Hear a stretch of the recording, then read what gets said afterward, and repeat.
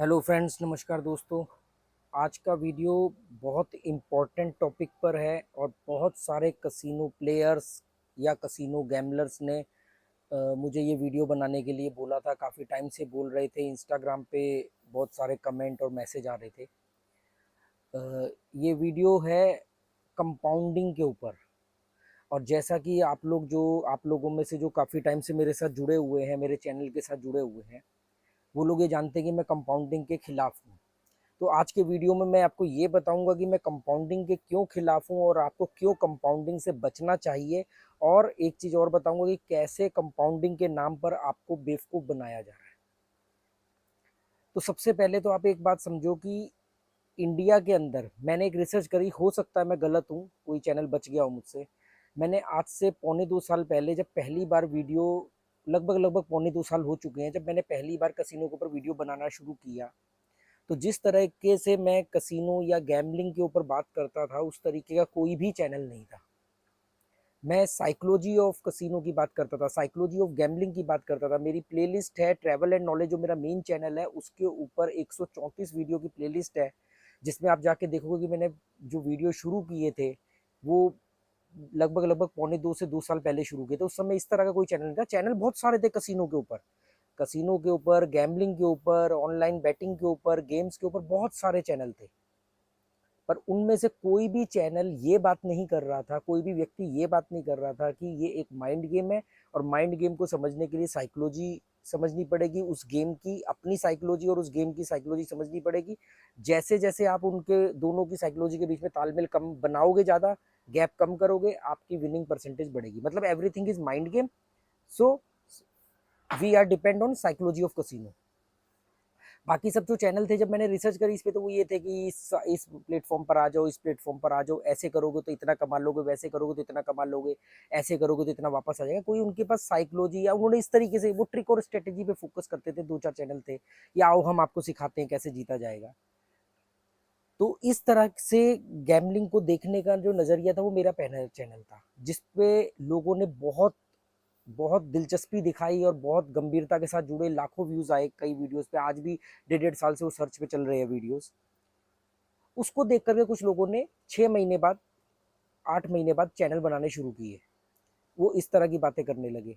या कुछ लोगों ने तो बिल्कुल same to same as it is concept को पिक किया, कंटेंट सेम पिक किया, बस अपने नाम से बोल दिया।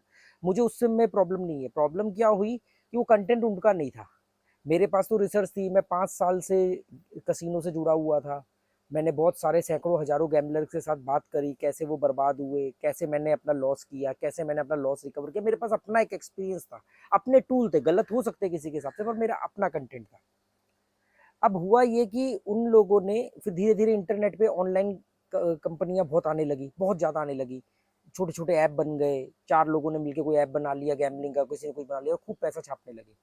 इन लोगों ने और गैमलर्स को फंसाने के लिए एक एफिलेट प्रोग्राम शुरू किया कि आप लोगों में से कोई भी आएगा, इस पे अपना रजिस्ट्रेशन करो और अपने जैसे और लोगों को लेके आओगे।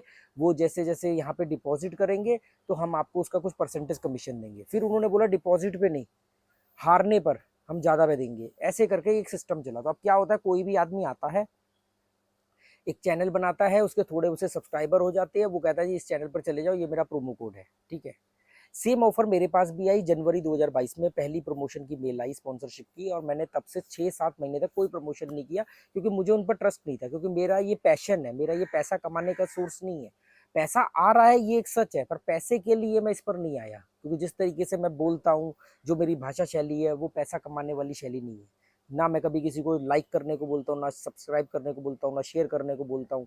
उल्टा इतना रूड तरीके से बात करता हूँ, तो ऐसे चैनल ग्रो नहीं करते, इसलिए मेरे चैनल शायद ज़्यादा ग्रो भी नहीं किए। पर कुछ लोगों ने मेरी ईमानदारी और सच्चाई को पहचाना। मैंने उनको बोला कि मेरे पास भी प्रोमो कोड है, मेरे पास भी बहुत सारी कंपनियां जनवरी से आ रही थी, मैंने उसमें से सिर्फ एक ही कंपनी को चुना, क्योंकि उस कंपनी पर मुझे लगा कि वो कंपनी जो है तो वो भी जुए का अड्डा, वहां पे भी आप बर्बाद होगे, हारोगे, ये एक सच है। पर ये एक बेनिफिट है उसमें कि आपको वो ब्लॉक नहीं करेंगे आपके बड़े अमाउंट जीतने पर, जिसको उन्होंने मुझे साबित भी किया, मुझे भी लगा। फिर मैंने उसको प्रमोशन 7-8 महीने से कर रहा हूँ, अभी तक कोई मेरे पास ऐसा बैड एक्सपीरियंस नहीं है। उन्होंने मुझे बोला कि आप एफिलेट पे जुड़ो। मैं एफिलेट पे नहीं जुड़ा। मैंने कहा बॉस, मैं आपसे का नाम लेने का, अपने जो मेरे व्यूअर्स हैं उनको आपके बारे में बताने का पैसा आपसे चार्ज करूंगा। मुझे ये कमीशन वमीशन, मैं मोटी बुद्धि का आदमी हूँ, कम पढ़ा लिखा आदमी हूँ, मेरे बस की ये सब चीज़ें नहीं। मुझे सीधा बताओ कि एक वीडियो का आप मुझे कितना पैसा दोगे, सिंपल बात है, ठीक है। पर वो जो एफिलिएट प्रोग्राम थे उसमें बहुत सारे लोग आ गए, उनके चैनल आ गए, उन्होंने लोगों को मिसगाइड करना शुरू किया। अब मिसगाइड करने का और लोगों को सबसे सेफ स्ट्रेटेजी समझाने का सबसे बढ़िया तरीका होता है कंपाउंडिंग। वीडियो थोड़ा लंबा हो सकता है पर बात तभी समझ में आएगी आपके। कंपाउंडिंग में क्या उन्होंने बोला कि कंपाउंडिंग में उन्होंने ये कहा, कंपाउंडिंग का मतलब क्या होता है? कंपाउंडिंग का मतलब होता है कि आपने आज एक चीज इन्वेस्ट करी, उसके ऊपर आपको ब्याज मिला। मान लो आपने 1 लाख रुपया बैंक में जमा किया, 1 साल बाद 6% या 7% एफडी का ब्याज मिला, तो 1,07,000 हो गया, ठीक है। अब अगले साल जो आपको ब्याज मिलेगा वो 1 लाख पर नहीं मिलेगा, 1,07,000 के ऊपर ब्याज मिलेगा। मान लेते हैं वो ब्याज 10,000 हो गया, तो अब टोटल आपका कितना हो गया? आपका 1 लाख, मान लो वो 1 लाख रुपए का जो था उसका 7,000 ब्याज था, अगले साल का 10,000 ब्याज हो गया, क्योंकि 1,07,000 का ब्याज मिला। तो वो जो 10,000 भी जुड़ गया तो अब कितना हो गया? 1,17,000। तो जो तीसरे साल जो आपको ब्याज मिलेगा वो 1,17,000 के ऊपर मिलेगा। आपने तो 1 लाख ही जमा किया। इसको बोलते हैं कंपाउंडिंग। कंपाउंडिंग बहुत परफेक्ट टूल है और डेफिनेटली वर्क करती है, इस पे कोई डाउट नहीं है। कंपाउंडिंग के खिलाफ का मतलब मैं ये नहीं कि कंपाउंडिंग के नियम को चैलेंज कर रहा हूँ। कंपाउंडिंग बहुत इंपॉर्टेंट है, कंपाउंडिंग बहुत ही 101% वर्क करती है, ठीक है। पर किन चीजों पे ये समझना पड़ेगा। आप बिजनेस कर रहे हो, आपने किसी कंपनी की डिस्ट्रीब्यूटरशिप ली है, आप अपने बिजनेस को ग्रो कर रहे हो, आपने इस महीने में 10 क्लाइंट बनाए, आपके 10 क्लाइंट बन गए। अगले महीने में आपके 11 क्लाइंट बने, 10 आपने बनाए, और जो पिछले 10 बने थे उनमें से किसी ने रेफरेंस कर दिया और उसकी वजह से क्लाइंट बन गया। एक मिनट रुकना, कोई फॉरेनर आ गया था गलती से एड्रेस पूछने, उसको पिछली वाली गली में जाना था तो वो आ गया, तो मुझे इसलिए वीडियो बीच में रुकना पड़ गया।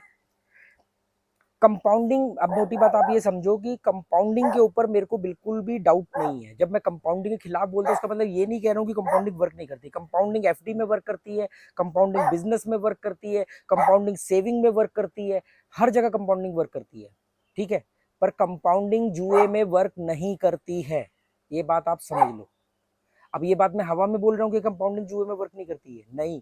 ये बात इसलिए बोल रहा हूँ क्योंकि कंपाउंडिंग के लिए एक चीज बहुत जरूरी चाहिए होती है। अगर कंपाउंडिंग को आपको कामयाब बनाना है, उसके लिए आपको एक चीज सबसे जरूरी चाहिए होती है, वो होता है पेशेंस, सहन शक्ति, सहन करना, पेशेंस, धैर्य चाहिए होता है।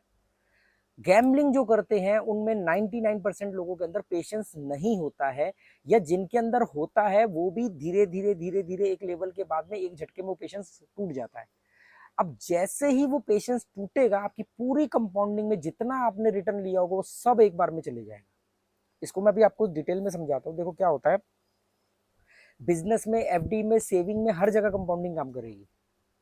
इवन मूर्ख से अकलमंद बनने में भी कंपाउंडिंग बात करेगी, काम करेगी।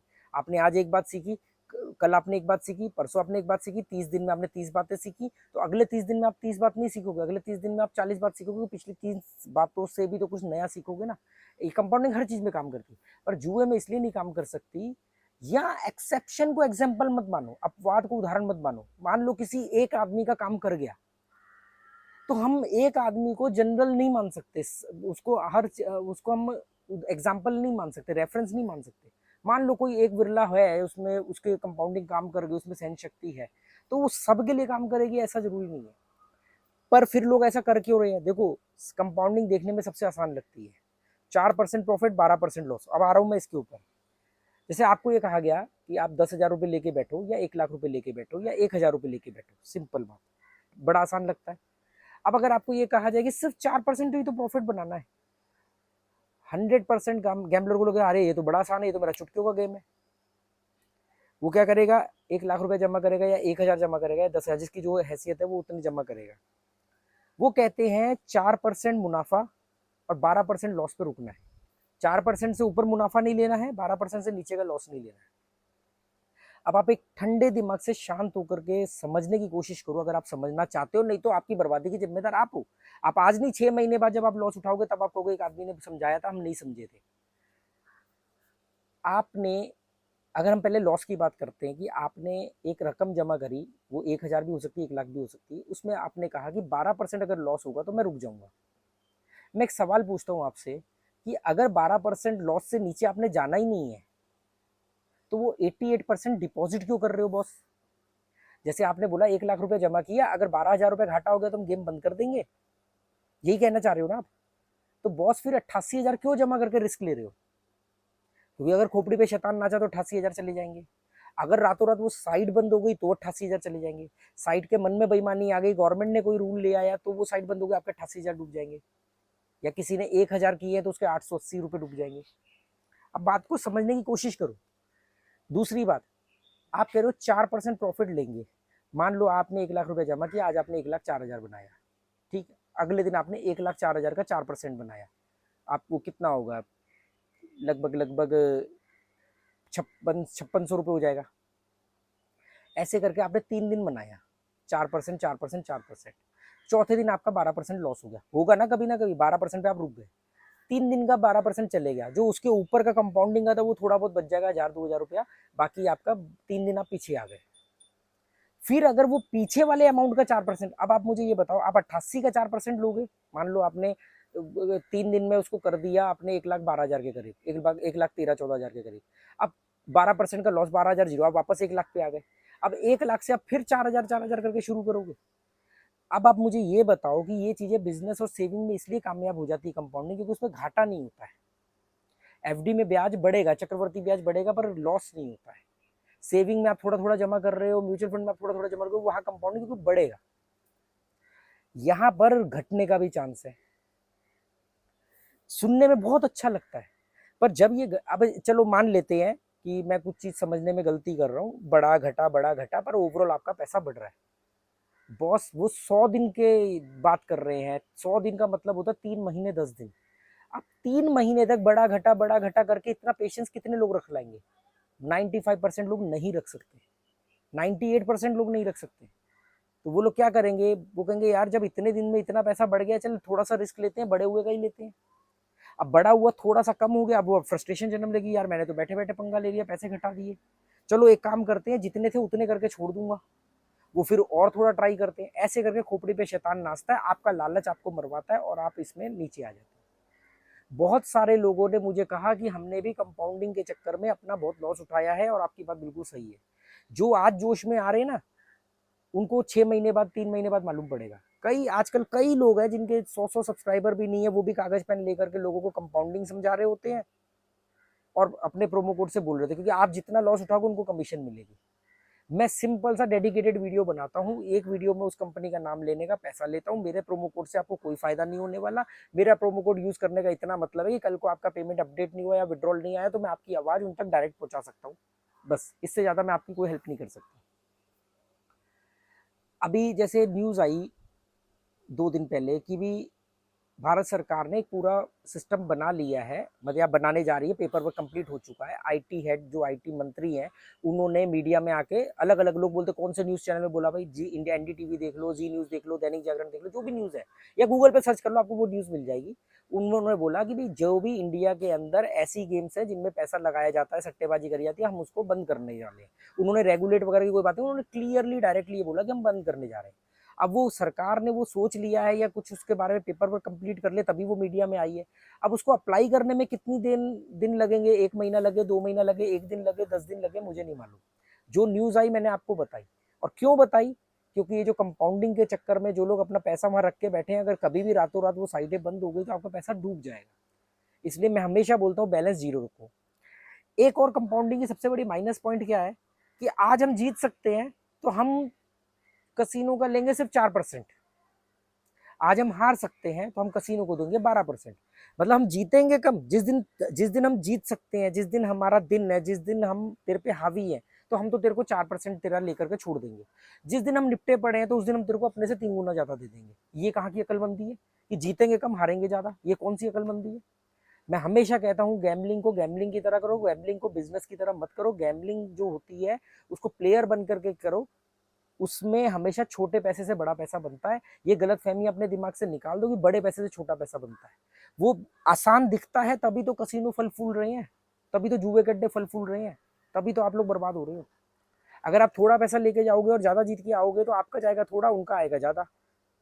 आप ज़्यादा लेके जा रहे हो कि थोड़ा आएगा, आएगा बिल्कुल 10 में से 8 बार आएगा, 10 में से 9 बार आएगा, पर एक बार भी नहीं आया तो आपका सारा चले जाएगा।